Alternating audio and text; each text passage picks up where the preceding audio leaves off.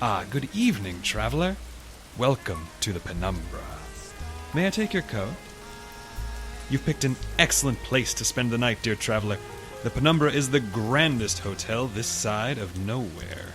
Countless rooms and countless halls. Just look ahead of you. See the doors go on and on. Even we aren't sure how many there are, or what lies behind them. Will you be staying long? Many of our guests do. You're in good company, traveler. The Penumbra draws guests from everywhere and every when, and all of them have stories to tell. Stories that will excite you, delight you, and maybe even terrify you. Don't believe me? Well, see for yourself. This guest has been a fixture in the Penumbra for as long as anyone can recall. He's a detective by the name of Steel, and he's been called in on a murder millions of years in the making. What luck! It sounds like he's in. Come, traveler, come with me into room J12. Juno Steel in the case of the Murderous mask.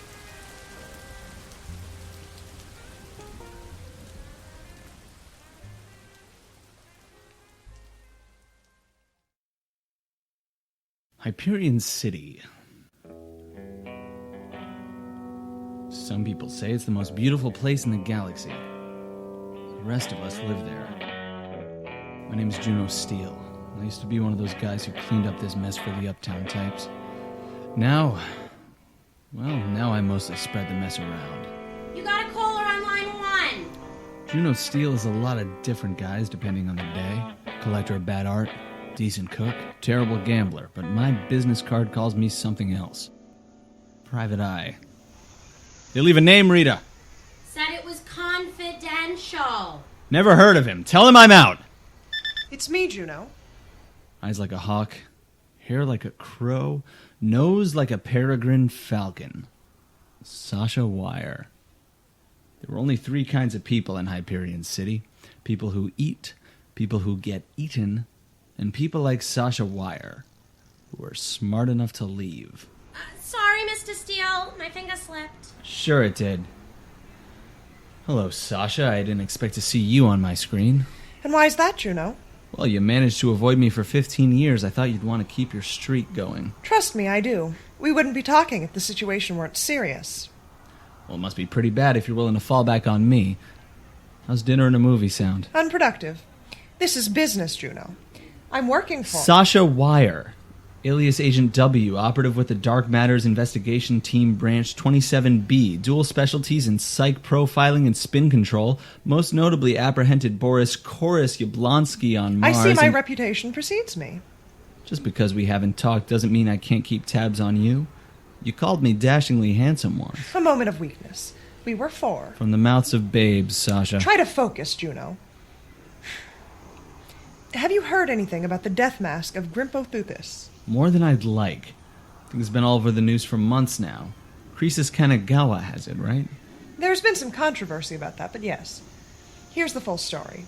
3 years ago, an ancient Martian tomb was discovered underneath Olympus Mons. The local government tried to field their own excavation, but it didn't go as planned. 36 dead archaeologists weren't in the budget, huh? The tomb was thoroughly booby-trapped, and the Olympus government couldn't afford to continue the investigation without outside help. Enter Kanagawa. He wrote up an agreement, the Olympus head signed it, and his men finished the excavation. That's where they found the mask. Still in use, knowing Croesus. The fine print on Kanagawa's agreement with Olympus stated that he could lay claim to any objects of interest he chose, and he chose Grimm's mask. Olympus isn't happy. So, you want me to talk Kanagawa into playing nice, is that it? Sorry, Sasha, I'm not interested. I'm one of the only people in this town he doesn't have a bullet for. We couldn't ask that of you even if we wanted to, Juno. Kanagawa's dead. All right. I'm interested. You'd better be. So, there any suspects so far? Must be something pretty big here to get Dark Matters in on a local homicide. That's all classified, I'm afraid. All right. Well, why do you need me? I didn't think Dark Matters liked to play nice. That's classified, too. Ah, so it's that kind of case, huh? Here's what I can tell you. The situation regarding Grimm's mask is sensitive enough that we're concerned about interference from certain organizations. Which ones? Classified. You dark matter boys and girls sure know how to have fun, don't you? Listen, Sasha, I don't want to waste my time on the cheap. Don't lie to me, Juno. It hasn't been that long. Twice my usual rate or I walk. Fine. Good. I sent the invoice 5 minutes ago. So, disprove a curse, find out who killed Croesus Kanagawa. That it? There's just one more requirement, Juno. I don't like that flirtatious tone, Sasha. We're sending one of ours to aid your investigation. Oh, like hell you are. It's a required term of our business, I'm afraid. A term you agreed to when I paid that invoice 4 minutes ago. Same old Sasha. 15 years really isn't that long, is it? Alright, who's the guy? Agent Rex Glass. He should be there shortly. You know him? Well, I've never met him. He's supposed to be eccentric, but his record is spotless, and my report vouched for him personally. You can debrief Glass on the situation when he gets there. I'd rather you debrief me, Sasha. Maybe after dinner on Saturday. Goodbye, Juno. Bye, Sasha. See you in another 15 years. A special agent, a crime boss's corpse, and the ghost of an ancient alien. This case was getting busier by the second. I threw on my coat, grabbed my keys, and spun the right laser carts into my blaster. If I could get out of here before Agent Tyrannosaurus, I might be able to solve this case before he could mummify it in red tape. Hey, just where do you think you're going, you? Hello there. His face was lean but soft, with a cherub's smile and a fox's teeth. He looked like he was happy to see me and like he'd be just as happy to kill me if push came to shove. It wasn't an unpleasant look, all things considered. Agent Glass. Only to my mother, Detective Steele. Call me Rex, please. Mr. Steele, you gotta send him back here. Buzz off, Rita. The forms, Mr. Steele! Funny, you never cared about these forms before. Oh, come now. Rita, was it? Did you say something about forms? I'd rather talk about yours. It's fantastic. Really? Really? Well, goodbye, Rita. I'll never forget you. Impressive. There's a right way to talk to everyone, Detective. You just have to find it. Here's hoping we find ours soon, eh? All right, Glass, let's get right down to it. Just like that? You aren't even going to offer me a drink first? No. Pooh. What do you know so far? I learned with a high enough security clearance you can take 15 minutes to tell a guy nothing. Very perceptive, Detective Steele. Takes most of us 5 years in the academy to learn that. Well, to begin with... Croesus Kanagawa's dead, ancient mask, nobody's happy. But why are you here, Glass? Why not just send in the HCPD? Oh, good, we can get right to the juicy part. Tell me, Juno, have you heard of the curse of Grimm's mask? Oh, no. No. The ancient scribes of Grimpathuthis wrote that whosoever disturbs the mask will have his life claimed. Come on, Glass. Does Dark Matters really waste its time on fairy tales? Absurd, isn't it? But Kanagawa was found wearing the mask, and my direct report said, you'll love this, that last generation's fairy tale is this generation's scientific breakthrough. Incredible. I must admit, I do find it to be a questionable use of resources, but, oh well. It's gotten me to Mars, and it's gotten me to you, Juno Steel. And I have to say I'm enjoying both already. That's the other thing. What do you need me for? Oh, we don't. Huh. But the Kanagawas, in their way, insisted. First they wanted to send Croesus' son to tag along, camera crew in tow. A special for his stream, they called it. When we declined, they said they wouldn't allow us in without one of the family, and evidently you make the cut. What tangles a nice boy like you up with a family like the Kanagawas, Juno? Marriage? Adoption? Cousin twice removed? In my line of work, it pays to have powerful friends. Keeps all those powerful enemies at bay. Oh, be serious. Marriage? Adoption? Cousin twice removed? Fine. A few years ago, Croesus' son, Cecil, got mixed up in some bad business with the Triad. It got him out of it in more or less one piece. They like to keep things in the family, so I guess I count now. Lucky boy. I sure do feel like one. You ready? Oh, Juno, I'm always ready. Well, isn't this exciting? Off to solve a murder, to prove an ancient curse. Disprove. And despite all that, I feel as though by the time we're through, I'll have solved a far greater mystery. Juno Steel. How intriguing. Kanagawa lived in one of those mansions over uptown. It's easy to find, especially at night. Just look for the moon. Then look for the bigger moon right next to it. That's Kanagawa's. We were shown in by a short man that looked like Croesus and handed off to a tall woman who looked like Croesus. She talked to two fat twins behind a desk who both looked like Croesus in order to get us key cards with Croesus's face printed on them. The Kanagawas found it easier than most to keep their business in the family. They had a hell of a lot of family to go around. The Kanagawas must really love this model. They have so many of them. Kanagawas breed like rabbits, which is to say that most of them don't make it past 16, but the ones that do are crafty, mean, and they'll sell your arms straight off your body if they think they'll get 5 creds for it. Those are savvy rabbits. The kind I'm used to eat carrots and wrinkle their little nosies. This must be your first visit to Mars, then. If you want to keep your limbs, stay clear of the sewers. Duly noted. What do they do, anyway, these Kanagawas? You're kidding. Oh, I know the broad facts. Stars of stream and screen by day, kings of the criminal underground by night. But that's all textbook. I want to hear what it's like down on the ground. Go on, regale me. You got most of it. But stars and kings, it's a little much. Maybe 3 months ago, but these days... Show business moves quickly. Some can't keep up. Cecil does all right. His sister Cassandra, too. Their stepmother's a good coach. And Croesus? Not exactly a household name these days. Not until Grimm's Mask, you mean? Incredible. It was something, all right. Croesus had been killed in his art gallery where Grimm's Mask was being kept, and Croesus knew exactly what he liked. Can you imagine? Hundreds of death masks, vaults, tombstones, sarcophagi all staring you down. Perhaps it's where I wanted to die all along. I don't think Croesus expected to die at all. And you, Juno? Where do you imagine yourself dying? In a cold ditch somewhere, just like anyone else. Oh, dream a little. Fine, a warm ditch then. You don't take anything seriously, do you? You got a problem with that? No. I think it's admirable. Standing up against the big, mean world and laughing. Well, look who the rabbits dragged in. Juno, how are you, buddy? Alive. How about you, Cecil? About the same, Junebug. About the same. And, who's your friend? Agent Rex Glass with Dark Matters. I'm honored to meet you, Mr. Kanagawa. Dark Matters, huh? Crazy. You know, Juno, I thought we'd have an understanding on this one, right? You know how it is in small families like ours. We don't like to air our dirty laundry. That is, we're very private people. Just you, the family, and 10 billion viewers. Would you lead us to the body, please, Mr. Kanagawa?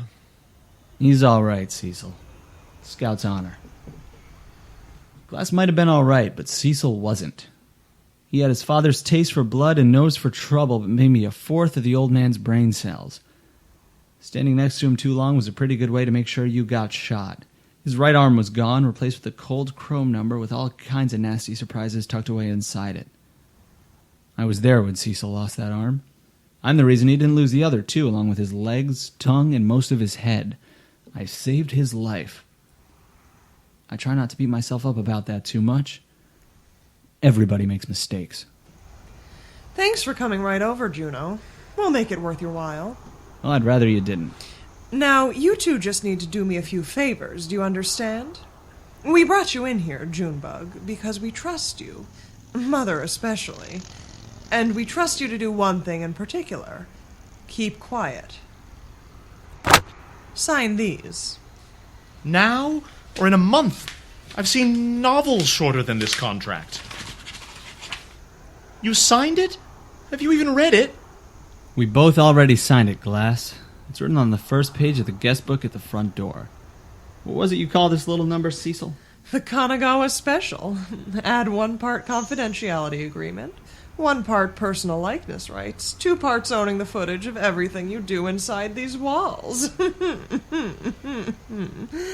Tell anyone about what you see here, Agent, and your darkest secrets will be prime-time specials every weeknight from now until the day you die. I don't think I like this man, Juno. He's not even the worst one. Oh, do hold me. Here we are, boys. Say hello to Daddy.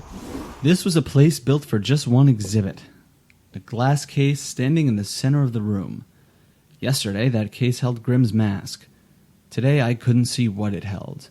The glass was painted red and black with blood. Croesus's body was sticking out a hole in one side. I didn't need to guess where the mask was. There's the old man. Just look inside. Incredible. Ugh. What the hell is that on Croesus's face? You're joking. Maybe. I won't know until you say the punchline. Juno, that's the mask. The death mask of Grimpothuthis. It didn't look like any kind of mask I'd ever seen.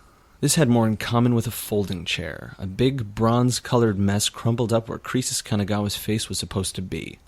If there was a head crammed in there, it probably didn't look much like a head anymore. Pretty, isn't it? When we found the old man, it looked more like this. Suddenly, the mask snapped open like an accordion. Whatever wore it would have looked like it had 3 little masks across 3 little heads, each with too many eyes and noses and other things to count. As for Croesus, well, the thing had tried to split his one head into 3 small ones. And succeeded. Who knows what else this thing does? You sure this is your dad, Cecil? You think we wouldn't check, Juno? This is kind of a problem for us. Well, I'm sorry for your loss. The thing that gets me is that you don't seem that sorry. Sorry isn't really the word. There isn't any sorry. Pissed is a good one. Busy is another. Too busy to deal with this now that all of Dad's old business is on my plate. And that's why we called you. I thought I could rely on you, Juno. So are you going to take care of it or not? Not a janitor, Cecil. No, you're better than that. You're a brother. And the Kanagawas expect certain responsibilities from our brothers. And speaking of responsibilities, excuse me, Junebug, I'm filming a special in Hoosgow today that's running behind schedule. Our prison riot was supposed to start half an hour ago. You're doing God's work, Cecil. No business like show business. Ta, Juno, Agent Glass. Charming as ever. All right, Glass, you want to stop drooling over the mask so we can look around? No need. I've completed my investigation. There's a fine line between bluffing and hallucinating, Glass, and you passed it 10 miles back. Oh, did I?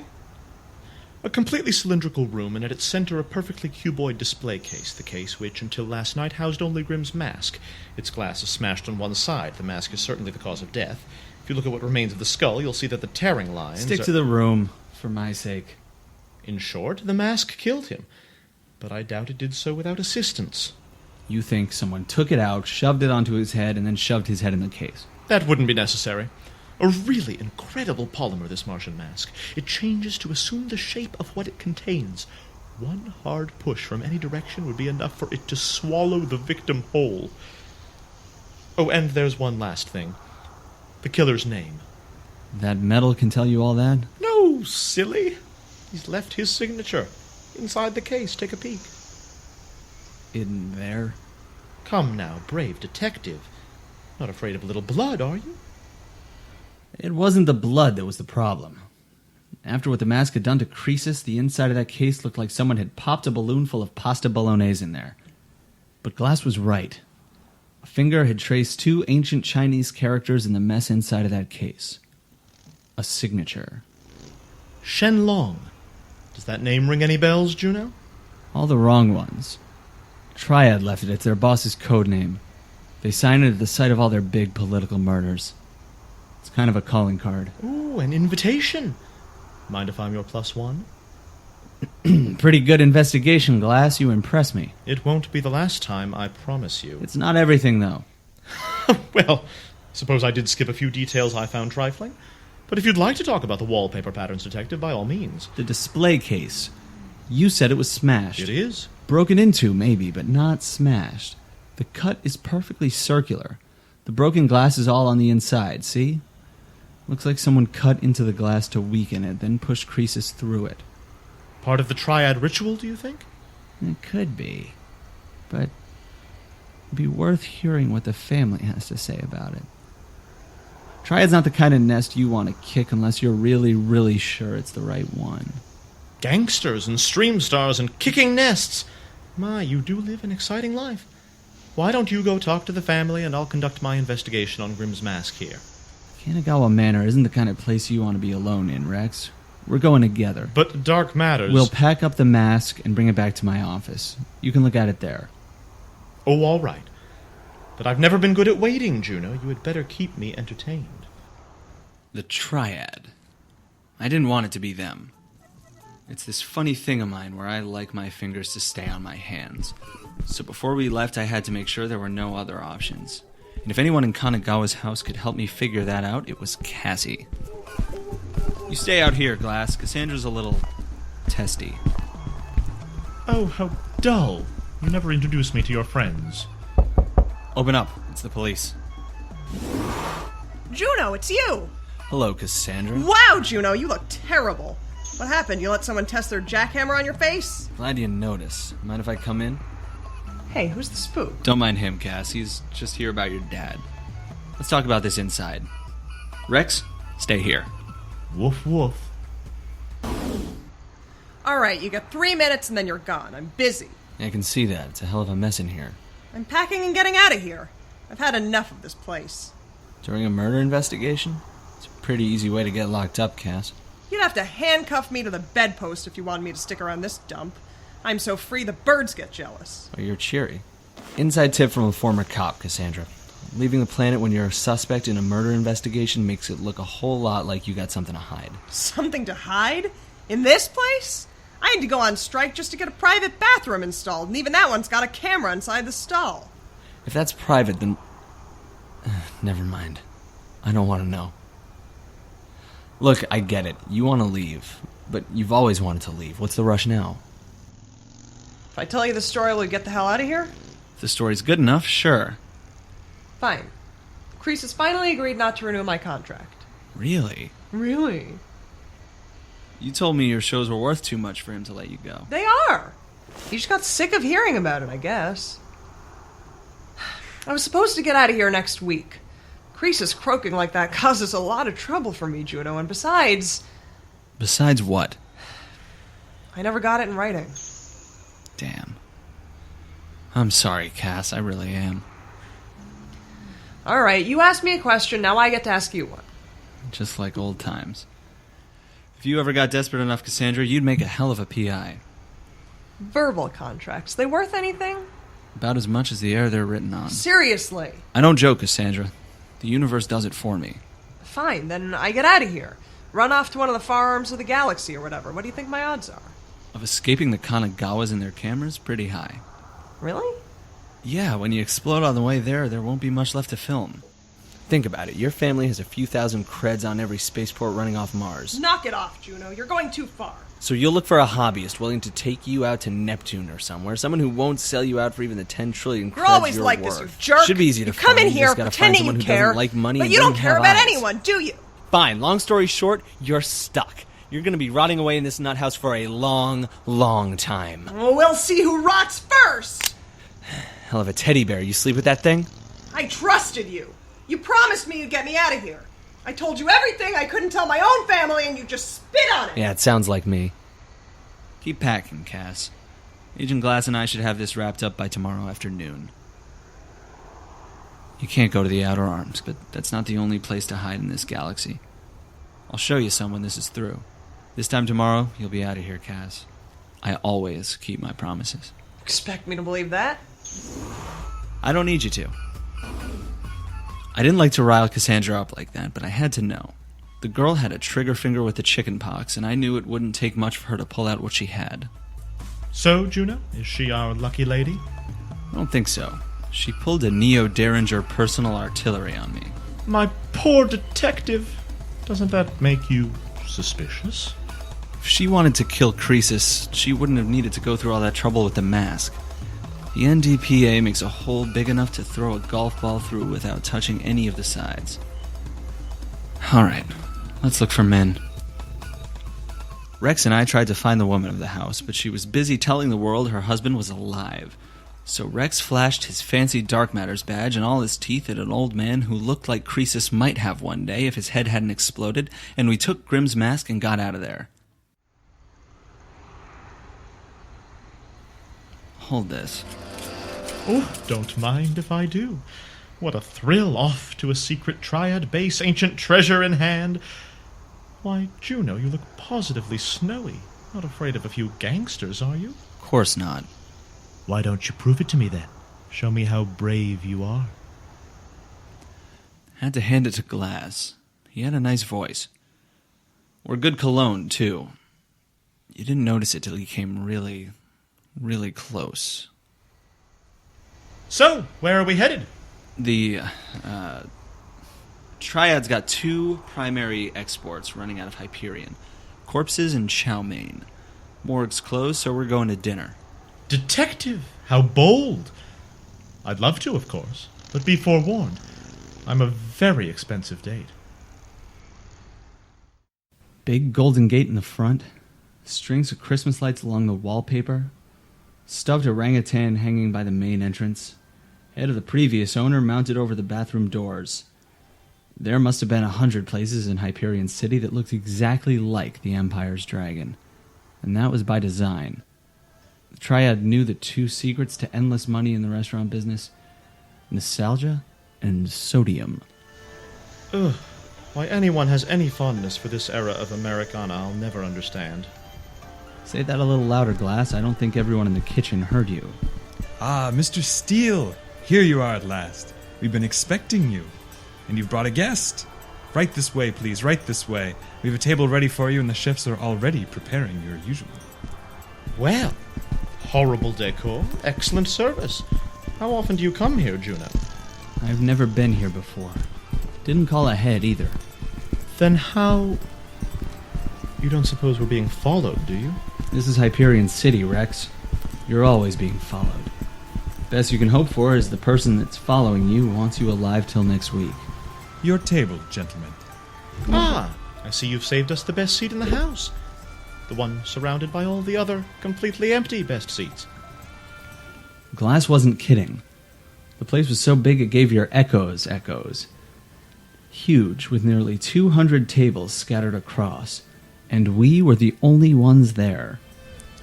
We thought a more intimate setting might please you. We're not here for intimate. We're here for your boss. Well, if you'd like to see the manager, I think you may have misunderstood my friend, sir. He asked for your boss, not your manager. Find whoever your manager's manager calls his manager's manager, and you'll be halfway to the man we're looking for. Well, Just a moment, please. Interesting method, Glass. With any luck, we won't see him again. Middlemen depress me. How do you plan to get to the manager, then? I don't. I plan to eat my meal in peace, drink excessively, and wait for the manager to come to us. In the meantime, I plan to get to you. Not much to get. Oh, I doubt that highly. Every human being upon this earth has plenty to get, Juno. We are universes unto ourselves, each of us with billions of stars in uncountable variations. With numbers like that, there can't help but be a constellation or 2. Your wine. You've forgotten your manners, sir. Aren't you going to let us smell it? They told me... Well, you've now been told otherwise. Interesting bouquet. Tell me, Juno, does balsamic vinegar pass for wine on Mars? It depends on how desperate you are. No different from anywhere else, then. We will not be drinking this, monsieur. But they told me... Well, you've been told again. Are you a machine? Exercise some free will and do exactly as I say. Bring us another bottle. What are your constellations, then, Juno? I'm happy to answer your questions, Glass, but first they need to make sense. You have a very interesting name. Juno. Juno. Like the goddess, I assume? Protectors, mothers, guardians? Not sure that's what Mom had in mind. Looked up the name once. Turns out Juno had a habit of killing her kids. And do you have a mean streak? Nope. Mom did, though. Never killed me, but that wasn't for lack of trying. That's too bad. It can be handy, I hear. Detectives who know how to get rough every now and again. Wine. Swill. Goodbye. You little... You big! Bye-bye now. Bye-bye. How about Rex? That short for anything? Nothing but itself. It means king, you know, in a language dead 10,000 years. King Glass, huh? I think it's fitting. Powerful, confident, semi-divine. And a king, of course, is always in need of a queen. The position is open, Juno. I'll pass. Crown's not a good look on me. No. There are other royal positions that need filling, of course. I'm sure there are. A man named Solomon had that figured out. Sounds like a smart guy. Take it back! There are those in every court who hold all of the, shall we say, privileges of a queen without any of the responsibilities. Do you catch my meaning? No, but I'm listening. What? This is the last bottle. You take this wine or you leave. Well, with a deal like that... We'll take it. I have to say, I'm happy to have met you, Juno. I'd always intended to visit Mars one day. Don't drink that, by the way, it's poisoned. And to find that I not only tolerate my guide, I actually find him competent is tremendously relieving. Poisoned? To hell and back again, detective. It has been since the first bottle. And with each one we send back, our waiter, who, by my estimation, is the second largest biceps I have ever seen, consults with that bouncer over there, who has the largest biceps I have ever seen. They're talking now. You don't know how to read lips, do you? I can read faces just fine. And what do theirs say? Let's just say we might be close to finding out where the shredded beef comes from. Gentlemen, my friends here have told me that you appear unsatisfied with the selection of our cellars.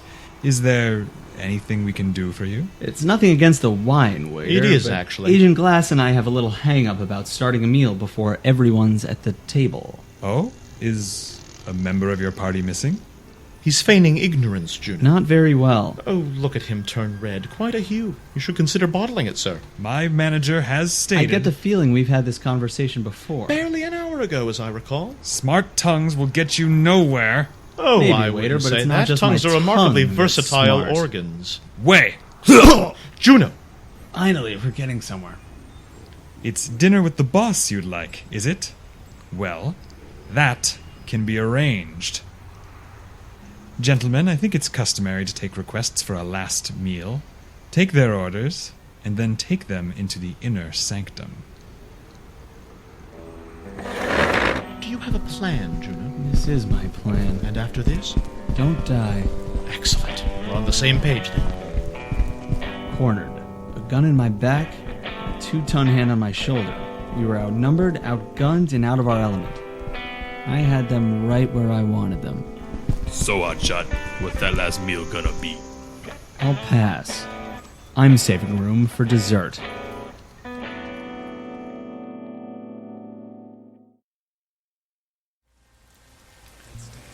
The tale you've just heard, Part 1 of Juno Steel and the Case of the Murderous Mask, was told by the following people. Joshua Elon as Juno Steel, Noah Symes as Agent Rex Glass, Sophie Kaner as Agent Sasha Wire, Cecil Kanagawa, and Cassandra Kanagawa, Kate Jones as Rita, and Kevin Vibert and Ryan Meyer as the ensemble. On staff at the Penumbra, Ryan Meyer is our recording engineer, Kevin Vibert is our lead writer and sound effects designer, Sophie Kaner is our director, lead editor, and sound designer. Juno's theme was written by Ryan Vibert. The Penumbra was created by Sophie Kaner and Kevin Vibert. I'm so sorry you've been called away, dear traveler. We eagerly await your return.